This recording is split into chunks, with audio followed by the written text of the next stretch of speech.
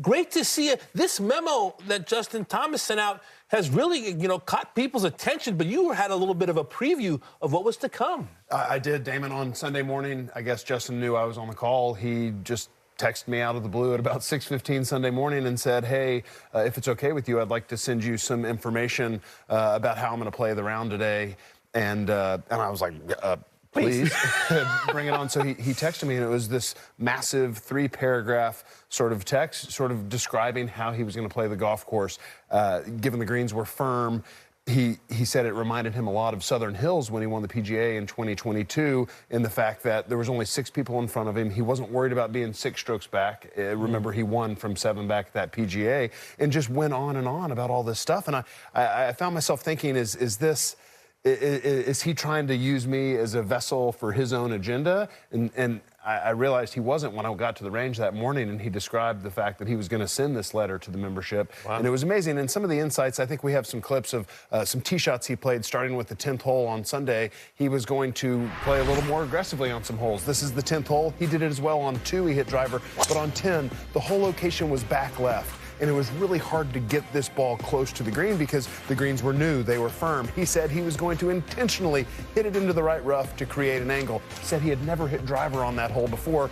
Jim Gallagher Jr. was walking with the group and said, hey, this is a crazy miss, can't believe you just hit it there. And I'm like, actually, Jim, he intentionally hit it there to give himself an angle. He didn't make birdie, but he hit it close. And then on 12, everybody's hitting irons, 3-woods, trying to lay up. Whole location's front left. JT rips driver, trying to push it down the right side. If he ended up in the right rough, he knew it would be okay. But he guts the fairway, leaves himself 77 yards. Nobody was getting it close to that hole on Sunday. And even Rex, he played great. He executed his game plan, and you reached out to me because we had that conversation on the range, and you said, hey, send me that text, see if there's anything I can use in the interview. And your first question led him into a perfect response. And wow. This is what we're going for.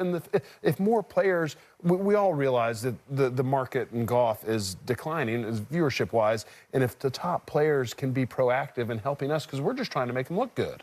And we've talked about this a lot. The idea that players need to take ownership. And this just isn't about equity in the tour. This is about creating a better product. And I think that's what JT is getting to. And it will be interesting to see how many players follow his lead, because you've been in that position a lot before, where you go into the final round with a share of the lead, just a couple of back, and you're kind of locked in. You're in your own world. That's why you're in that position. You're really good at what you do. I don't know how many players are going to be willing to go outside the comfort zone, but it makes the telecast so much better. It absolutely does. And this is why I love being on site when we call golf, is that I love going to the driving range on a Saturday, Sunday morning and talking to the guys, talking to caddies. Getting these thoughts from them is valuable to what we're trying to do. And for the top players to get it, it's refreshing. And for JT to take that leadership role in encouraging players to do it, it's a good sign going forward. You've done some great walk and talks with players, leading up to a major live from, for example. JT mentioned the pre-round interview. How amenable do you think players will be, an hour, a half hour, or maybe right before they tee off in a final round? When I first started doing interviews, I did pre-round interviews.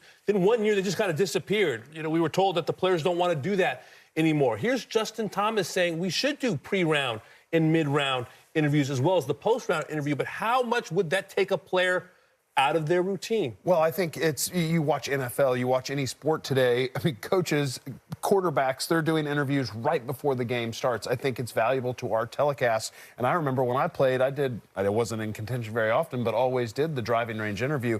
And I think even better would be just the walk and talk from the range to the first tee. Have a guy give us some insights. Oh, I didn't warm up very well, but that's okay. It makes me focus more. Just having those little insights, I think, could be incredible. And you read the memo, one of the things he recommended, you talk about the pre-round, maybe you wait until you hit that first tee shot. And this goes to, we were talking yesterday about the idea, I've done a couple of mid-round interviews now, and it's kind of awkward because you're in a situation, depending on how the player is playing, I think it's going to dictate how the interview is going to go. But I have gotten insight from players.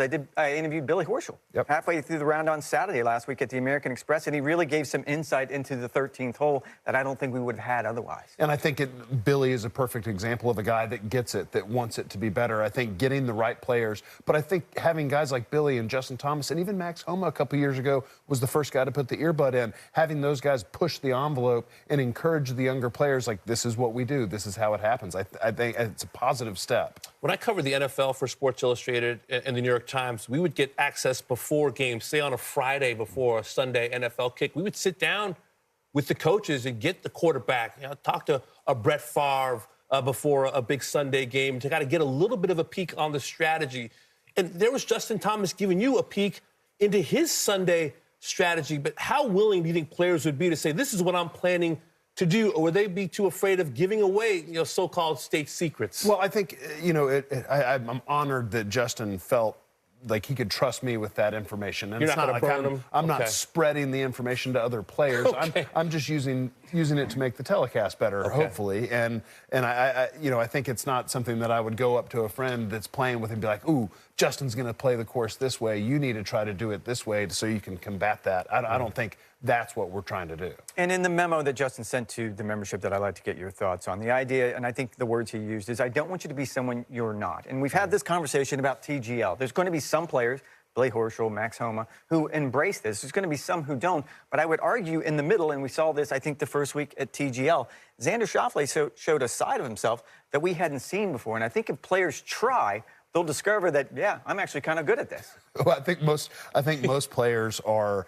They have a lot of personality. They're just scared to show it. And I think the whole sports psychology world has forced them to sort of internalize and not be outwardly emotional. But I think it's a good thing if the guys can get moving that direction. Do you think the weight of the words of a 15-time winner on the PGA Tour, two-time major champ, players champ, does that matter? Does that kind of put a little more weight on that scale?